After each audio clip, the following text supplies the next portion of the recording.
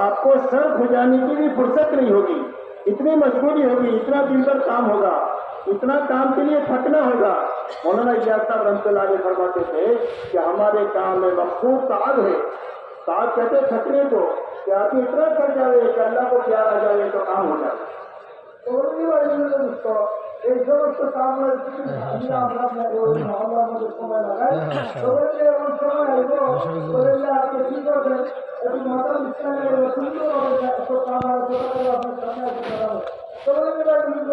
এই জন্য এর দ্বারা আমি কি হবে বলে আল্লাহ রাস্তায় আমি মেহনত করতে করে ক্লান্ত হয়ে যাবে। হযরত মৌলানা মোহাম্মদ ইউসুফ সাহেব ইলিয়াস সাহেব ঘটাইতে বলে যে আমাদের এই কামের দ্বারা কি করা উচিত, বলে যে আল্লাহ এই মেহনতের দিনের মেহনতের মধ্যে এমন মেহনত করবে যাতে मेहनत करते करते से क्लांत हो जाए, क्लांत बना हो जाए। एक जगह पर यूँ फरमाया कि अल्लाह तो जबले जोहद के पीछे है, मेहनत का एक पहाड़ है उसके पीछे अल्लाह है।